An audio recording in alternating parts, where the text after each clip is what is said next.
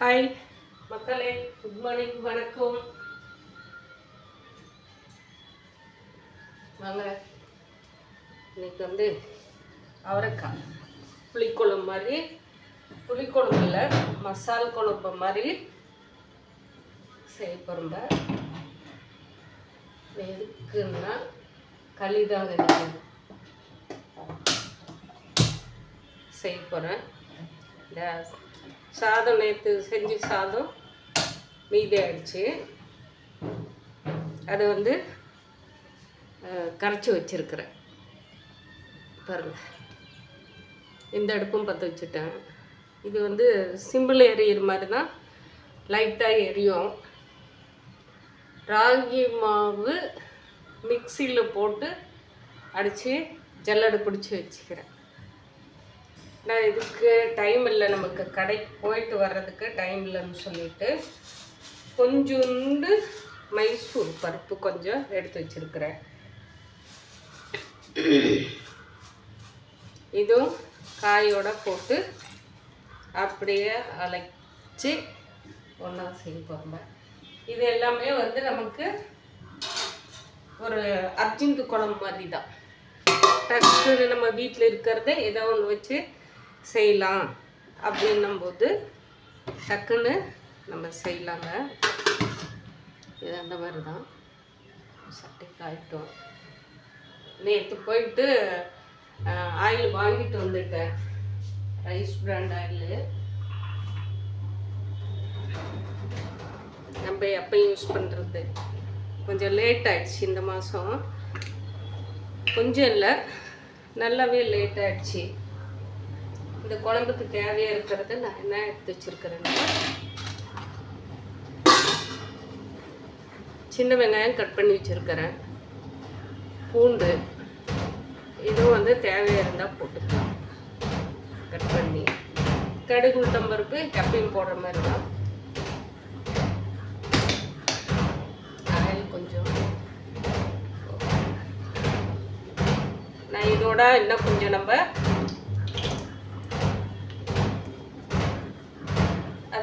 எள்ளெண்ணெய் நல்லெண்ணெய் வாங்கி இது 2 லிட்டர் ஆயிலுங்க, 1 லிட்டரு நல்லெண்ணெய் வாங்கி மிக்ஸ் பண்ணிக்கலாம். தம்பி நல்லெண்ணெய் இல்லை சின்ன தேங்காய் எண்ணெய், 2ல் ஏதோ ஒன்று மிக்ஸ் பண்ணிக்கோமா அப்படின்னு சொல்லிட்டு அப்படி. அதனால் சரி ஓகே அப்படின்னு சொல்லிட்டு தான் இருக்கேன், மிக்ஸ் பண்ணிக்கலாம் அப்படின்னு சொல்லிட்டு. சட்டி காய்ட்டு அதுக்குள்ளே நான் மாவு கொஞ்சம் ஜல்லடை பிடிச்சி தேங்காய் போடணும். அந்த பெரிய ஜார் ஏதோ கொஞ்சம் அப்படியே இது பண்ணுது, மக்கர் பண்ணுது. அதனால் சின்ன ஜாரில் வச்சு தான் இதை யூஸ் பண்ணி இருக்கிறேன். இது என்னன்னு பார்க்கலாம். சட்டி காஞ்சிருச்சு நினைக்கிறேன். கடுகு உளுத்தம்பருப்பு போட்டுக்கலாங்க.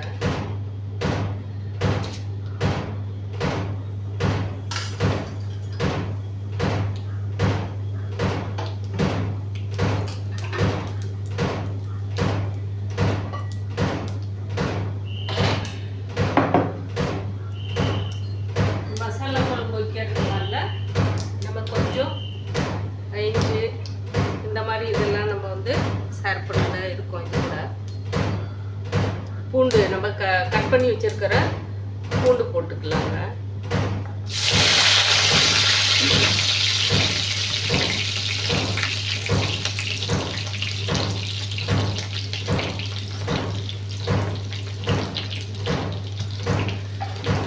வீட்டில் அரைச்சி நான் இதில் கவரில் போட்டு வச்சுருவேன். எல்லாமே மிக்சியில் போட்டு அரைச்சிடுவேன் சும்மா இருக்கிற டைமில். சும்மானா சண்டே இப்போ வெங்காயமும் கட் பண்ண வெங்காயமும் போட்டுக்கலாம்.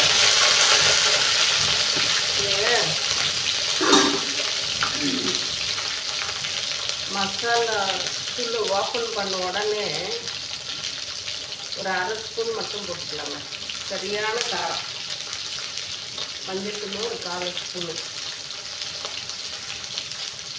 நேற்று நான் சொன்னேன் இல்லைங்களா, தக்காளி ஊறுகாய் வந்து நம்ம தொக்கு செஞ்சு மீதி ஆகிடுச்சுன்னா வேஸ்ட்டு பண்ண மாட்டாங்க, எடுத்து வச்சிருவேன் அப்படின்னு சொல்லிட்டு அது உண்மை. அப்படியே தான் இருந்தது. இப்போ மசால் தூள் நம்ம கொஞ்சோண்டு சோம்புத்தூள் போட்டுக்கலாம்.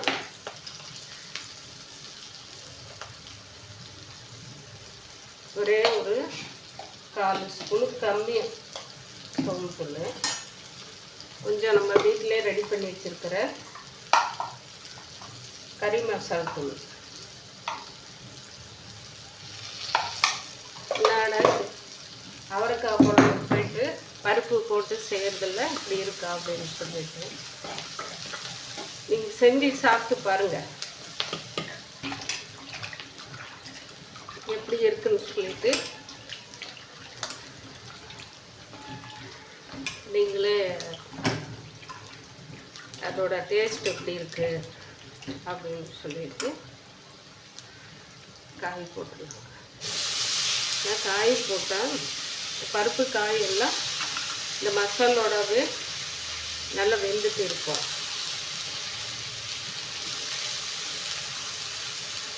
அது குழஞ்சி நல்லா வெந்துடுங்க. இந்த பருப்போடது காய் கொஞ்சோண்டு தான், ஒரு 1.5 ஸ்பூன் பருப்புன்னு நினைக்கிறேன், அவ்வளோதான். சும்மா அது வந்து இந்த குழம்பு கொஞ்சம் வந்து கெட்டியாகிறதுக்கு தேங்காயும் அரைச்சி ஊற்றுறேன். ஒரே ஒரு 10 தேங்காய் தாங்க, ஒரு இவ்வளோ நீளம் தேங்காய் தான் அரைச்சி ஊற்ற போகிறேன்.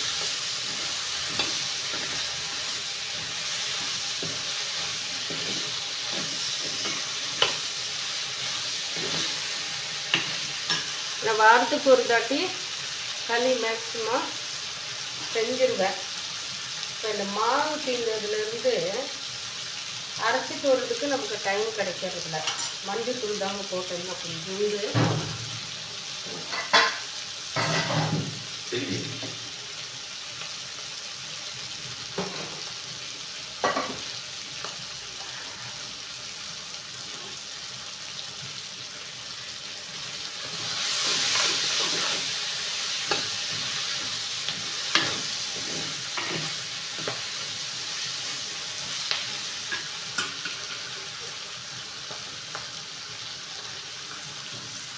கொஞ்சோண்டு அப்படி உப்பு போடல. இப்போ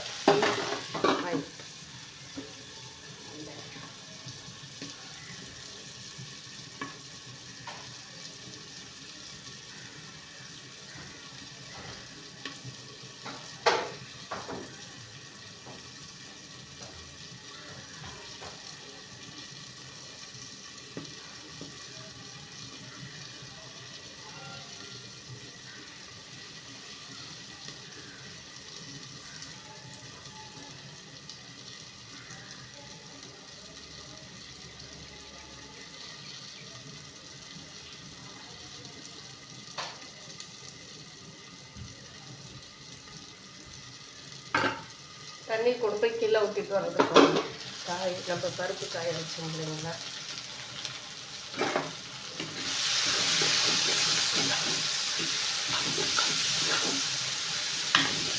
தேங்காயோடவே கொஞ்சோண்டு தேங்காய் மல்லித்தூள்.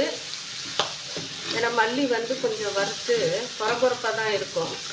அதனால இப்போ தேங்காய் அரைக்கும் போது கொஞ்சோண்டு கசகசா, மல்லித்தூள், இஞ்சி இதெல்லாமே போட்டு அரைச்சி ஊற்ற போகிறேன்.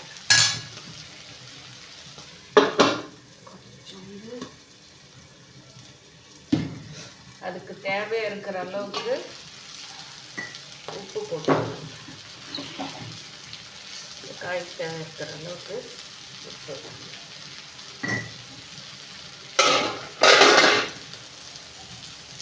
அந்த மசாலா தேங்காய் எல்லாம் ரெடி பண்ணுறதுக்குள்ள இந்த காய் வேகட்டுங்க. கொஞ்சோண்டு ராகி மாவு போட்டுக்கலாம். போட்டு மசாலா ரெடி பண்ணிடலாம். அது வெந்துட்டு இருக்கட்டும். அதுக்குள்ள இப்படி வெந்துட்டு இருக்காங்க.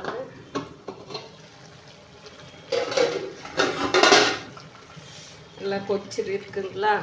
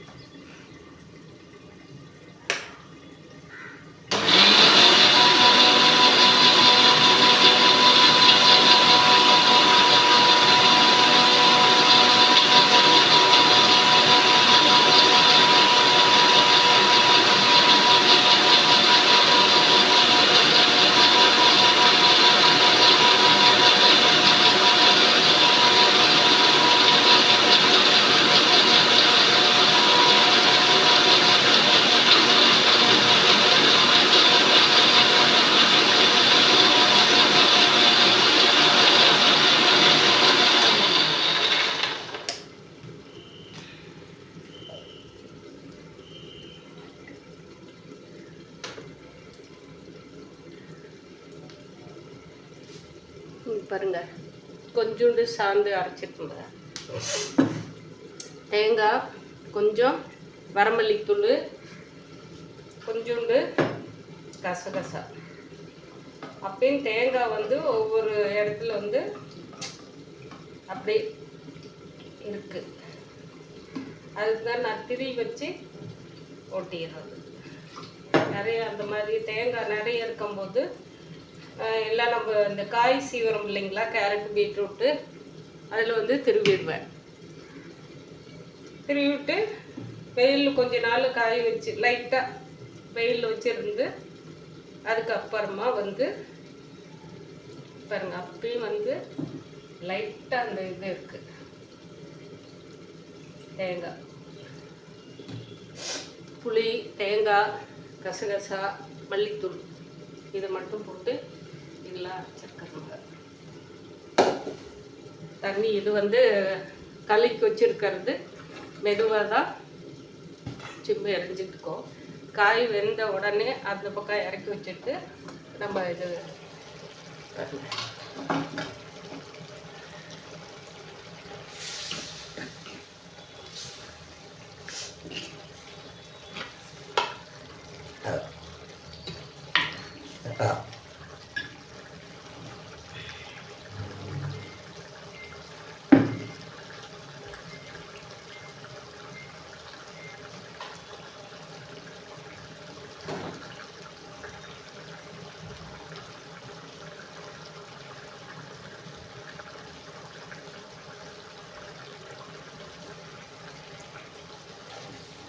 மிஷினில் கொஞ்சோண்டு அந்த பக்கம் தண்ணி எடுத்து விட்டு ஊற்றுற மாதிரி தான் வருது. பைப்பு கழட்டி விட்டு தான் போட்டு இருக்காரு. இப்போ வந்து இந்த தேங்காயை நம்ம ஏன்னா தேங்காய் கொசரம் இல்லை, மல்லி கசகசா போட்டிருக்கிறோம் இல்லைங்களா, அது கொஞ்சம்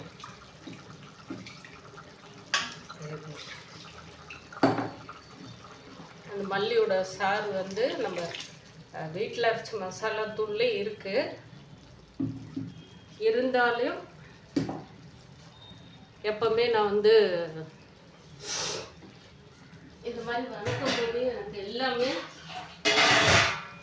அது வணங்கும் போது செஞ்சேன்னா எனக்கு அந்த டேஸ்ட்டு அப்படியே பழகிடுச்சு. அதனால தான் எல்லா பொருளுமே நான் அது வணக்கும் போதே போட்டு போட்டு பழகிட்டேன். இப்போயும் வந்து இந்த தக்காளி ஊறுகாய் செஞ்சு வச்சோம் இல்லைங்களா, தொக்கு மாதிரி,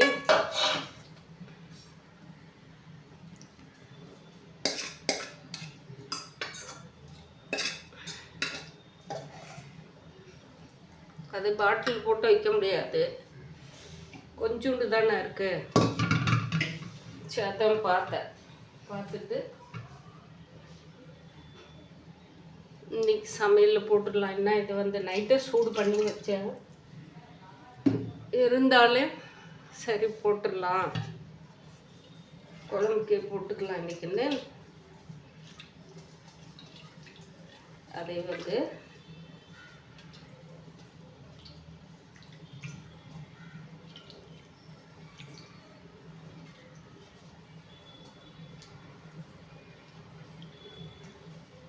இந்த அனாவசியமாக நம்ம கடையில் வாங்கி அது கண்ணா பின்னான்னு கரண்டி போட்டு வச்சுட்டுக்கிறதா இருந்தால் எடுத்து நம்ம கீழே ஊற்றிடலாம், வேஸ்ட் பண்ணிடலாம். நேற்று காலையில் சமைச்சு வச்சுட்டு போனோம்ப நைட்டு வந்து சூடு பண்ணேன். தேவை இருக்கிற அளவுக்கு நான் சாப்பாடு கொஞ்சோண்டு எடுத்துட்டு மீதி அப்படியே இந்த பாத்திரத்துலே வச்சுட்டேன். சரி, இப்போ எப்படி இன்னைக்கு, ஏன்னா இந்த காய் இருக்கிறது இதெல்லாமே ஏதாவது ஒரு குழம்பு வைக்கிறதுக்கு நமக்கு தேவைப்படும் அப்படின்னு சொல்லிட்டு ஐடியா பண்ணிட்டு இருந்ததுனால தான் அப்படி விட்டுங்க. சூப்பரான வாசம் செமையாக இருக்குது. இதுக்கு வந்து இன்னைக்கு களி தான். இன்னைக்கு நம்ம வீட்டில் நிறைய தாட்டி நான் களி செஞ்சுருக்கிறது நான் போட்டிருப்பேன். பருப்பு சாம்பார், கீரைக்கெல்லாம்.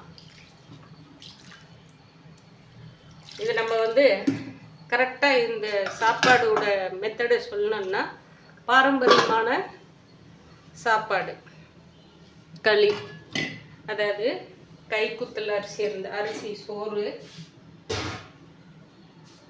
இப்போ எங்கே கைக்குத்தல் இருக்கு? இல்லை. அதனால் மாவு வந்து அது நல்ல ஒரு கொதி வந்த உடனே இறக்கி இந்த பக்கம் வச்சுட்டு களிக்கு நம்ம இப்போ எடுத்து இந்த பக்கம் வச்சிருப்போங்க. அது நல்ல ஒரு கொதி வரட்டும். இந்த கம்பு மாவு, கம்பு வந்து அன்றைக்கி மிக்சியில் தான் போட்டு அடித்து ரவை மாதிரி உடச்சுவேன். அதில் வந்து மாவு ஜலிச்ச உடனே அந்த அடியில் இருக்கிற மாவெல்லாம் கொஞ்சம் இறங்குச்சு. இப்போ ராகி மாவோட மிக்ஸ் பண்ணி சேர்த்து தான் களி செய்ய போகிறேன்.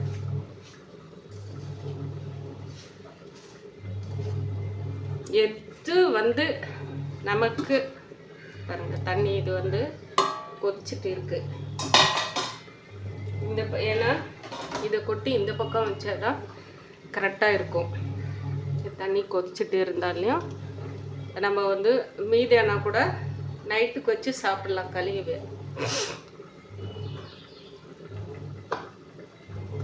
குழம்பு பாருங்க எல்லாம் கொதிச்சுட்டு இருக்கா.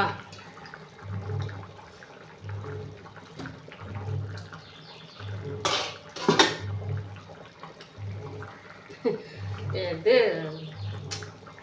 பாத்திரத்தை மூடி எடுத்த உடனே சும்மா வாசம், அந்த மசாலா வாசம் கம்ம கம்ம கம்மன்னு சூப்பராக வருதுங்க.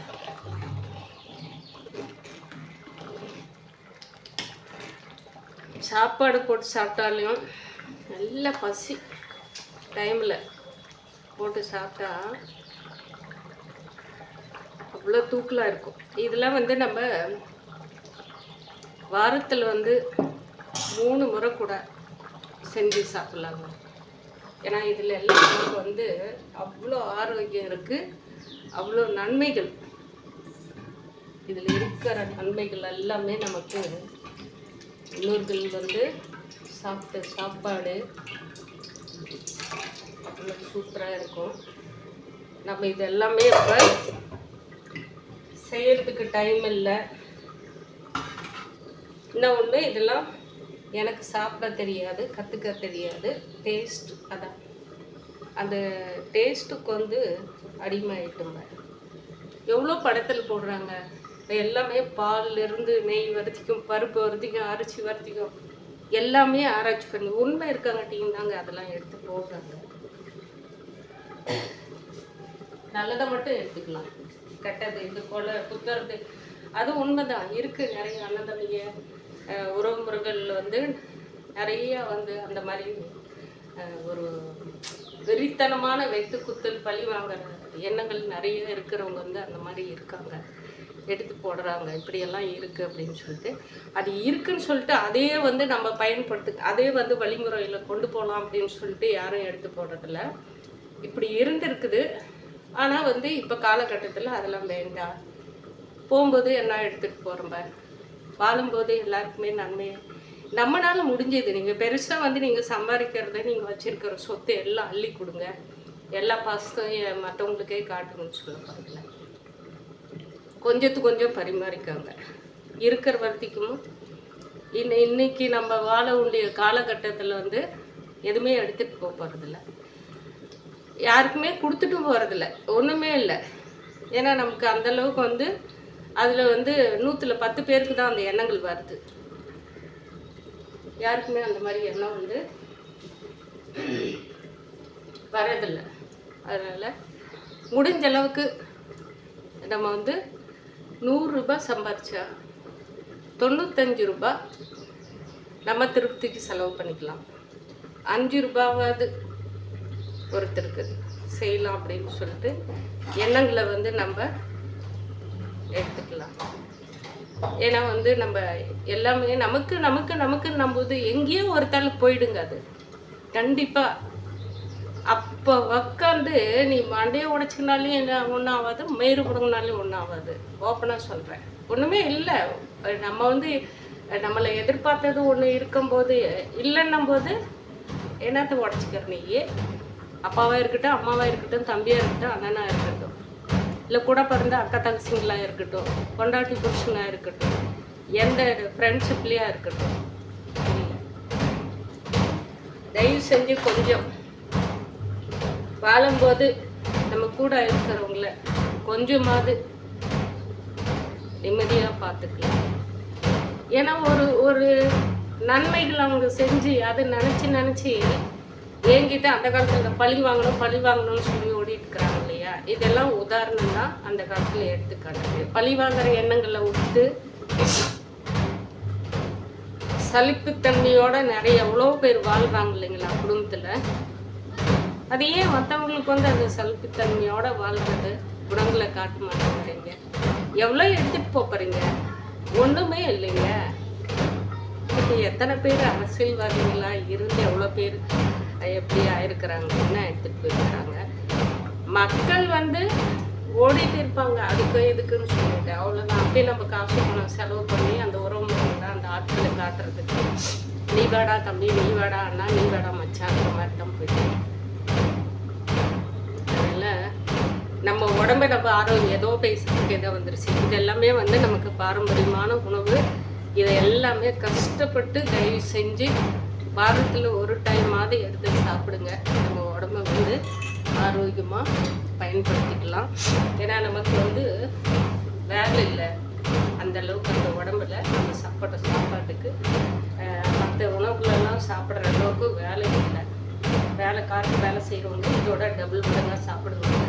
அவங்களுக்கு எந்த நோயும் இல்லை, ஆரோக்கியமாக இருக்காங்க. 3 நேரமும் களியை செஞ்சு சோளம், கம்பு, வரகு, சாமை இந்த மாதிரி எல்லாம் சாப்பிட்டு நல்லா ஆரோக்கியமாக இருக்காங்க. நம்மளும் அந்த மாதிரி கொஞ்சமாவது அதில் பாதி அதில் கால்வாசின்ற அளவுக்கு நம்ம வரலாங்க. அதுதான் வந்து என்னோட கருத்து, என்னோட ஆசை. லட்சக்கணக்கான மக்கள் சொல்லிட்டு இருக்காங்க. அதை வந்து நம்ம கொஞ்சமாவது நம்ம கடைப்பிடிக்கலாமே அந்த வழிமுறைகளை அப்படின்னு சொல்லியிருந்தா ஒரு அல்பாசையான அல்பாசை இல்லை, உண்மை அதுதான்.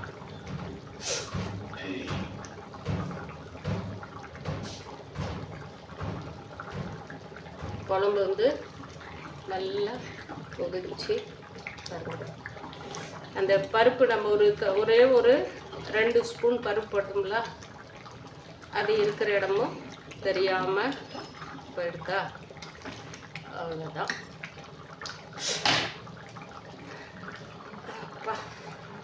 இதை இறக்கி குழம்பு தூக்கி அந்த பக்கம் வச்சிடலாங்க.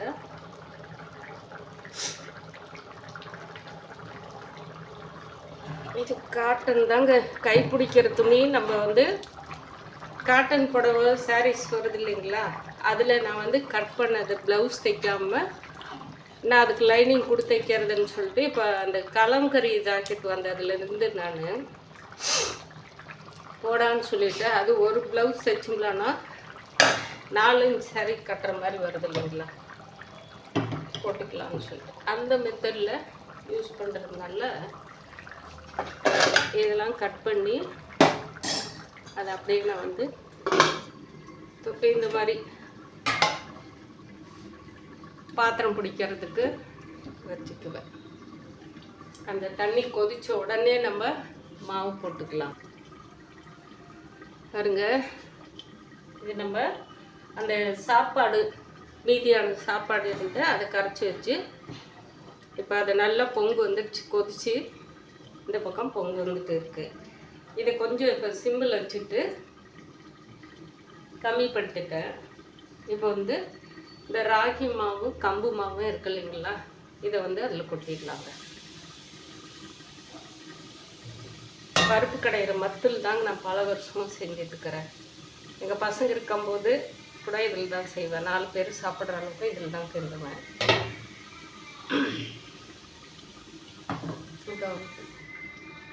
மாவு கொட்டிட்டு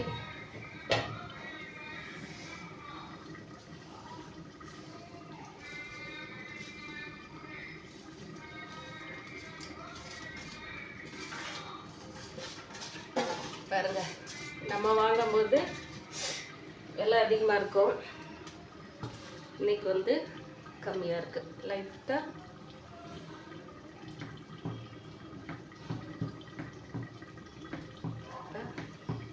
கிண்டி விட்டோம்னா கொஞ்சம் அப்படியே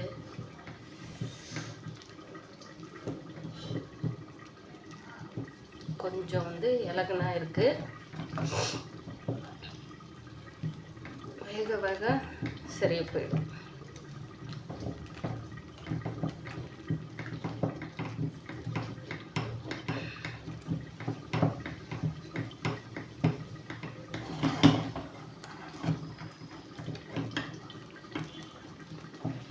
நான் தண்ணி வந்து சிம்மில் தாங்க வச்சுருக்கிறேன்.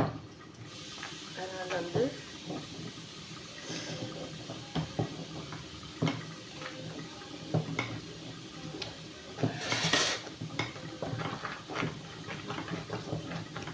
கொதிக்கிற சவுண்டு வருதுங்களா,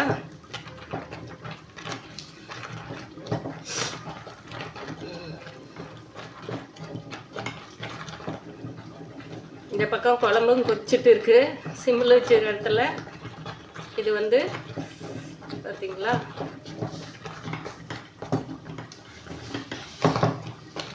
மோட்ரு போட்டு பாருங்க விட்டாங்க, அது பாட்டுக்கு தண்ணி ஊற்றிட்டு இருக்கு. இப்படி தாங்க பண்ணுறாங்க.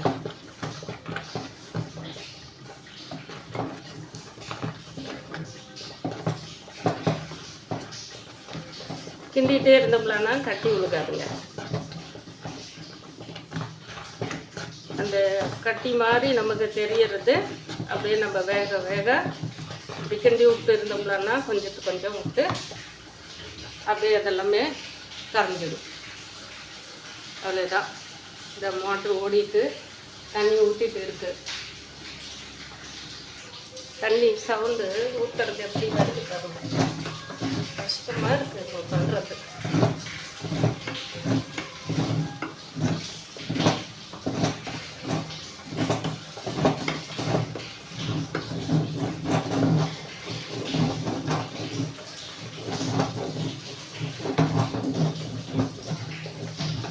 அவ்வளோதாங்க, அது வேக வேக கட்டி ஆகிடும். கொஞ்சோண்டு மாவு கம்பு போட்டோம் இல்லைங்களா, அது வந்து அவ்வளோ வாசம் வருது. இப்போ இந்த களி வேக வேக அதுதான் பிரியாணி. ஆனால் உண்மையிலே இன்றைக்கி வந்து நான் தக்காளி சாதம் செஞ்சு ரொம்ப நாள் ஆகிடுது, செய்யலாம் அப்படின்னு சொல்லிட்டு தான் நினச்சேன். சரி இப்போ நேற்று வந்து தக்காளி தொக்கு தானே செஞ்சும்ப அப்படின்னு சொல்லிட்டு தான் கம்முன்னு விட்டேன். இன்னைக்கு களி செஞ்சிடலாம், எப்படியாவது முயற்சி பண்ணி இன்னைக்கு களி செஞ்சிடலாம்னு சொல்லிட்டு குழம்பு அடுப்பு ஆஃப் பண்ணிட்டேங்க. அவ்வளோதான், குழம்பு முடிஞ்சது.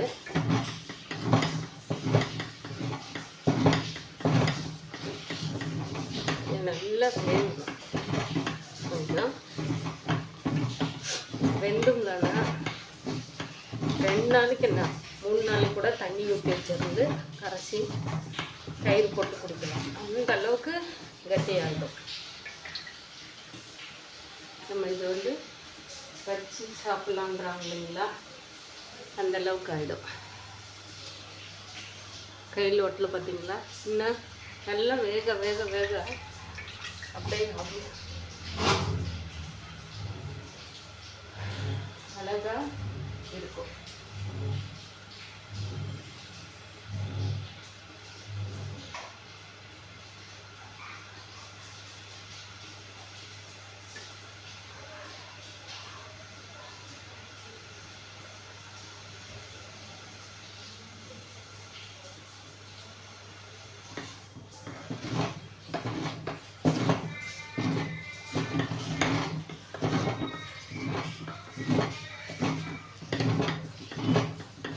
நைட்டே வந்து நேற்று வியாழக்கிழமை வீடு தொடக்கல, லேட் ஆகிடுச்சின்னு சொல்லிட்டு அப்படியே கிளம்பி கொஞ்சம் வெளியில் வேலை இருந்தனால ரேஷனுக்கு கடைக்கு அங்கே ஆஃபீஸ்க்கு அதனால அப்படியே விட்டோங்களா. போய் கடையில் சாமி கும்பிட்டு அப்படி கிளம்பிட்டேன். அப்புறம் நைட்டு வந்த உடனே சாப்பிட்டு கொஞ்ச நேரம் அப்படியே வாக் பண்ணிவிட்டு எல்லாத்தையும் எடுத்து போட்டு கொண்டு போய் விளக்குற இடத்துல போட்டு வீடெல்லாம் தொடச்சி நைட்டே மாவு கோலம் அரிசி மாவு தாங்க போட்டு எல்லாம் மஞ்சள் குங்குமம்லாம் வாசப்பிடிக்க வச்சு, எப்பயும் அது செய்கிறது அடுப்புக்கு வாசப்பிடிக்கலாம். நம்ம வீடு சின்னதாக இருந்தாலும் ஒரே ரூம் இருந்தாலும் அது வந்து நான் செய்வேன். அது அப்படியே காலமாக எனக்கு பழகிடுச்சு, அது ஒன்றும் பிரச்சனை இல்லை. செஞ்சுட்டு இப்போ காலையில் நைட்டு கொஞ்சம் நேரம் என்ன தூக்கம் ஒரு மாதிரி ஆயிடுச்சு டக்குன்னு. அப்புறம் எந்திரிச்சு 12:30 இருக்கும், எந்திரிச்சு உட்காந்துட்டு 4 மணி வரைக்கும் மறுபடியும் எல்லாம் சாமி பாட்டு, சிவனடியாரது படங்கள் இதெல்லாம் பார்த்துட்டு இருந்து அப்புறம் 4 மணிக்கு 4:30 இருக்கும், சும்மா ஒரு மணி நேரம் மறுபடியும் 5 மணிக்கு 5:30க்கு எந்திரிச்சிட்டேன். எந்திரிச்சிட்டு கொஞ்ச நேரம் உட்காந்துக்கிட்டு அதுக்கப்புறம் மிஷினில் துணி போடணும்னு சொல்லிட்டு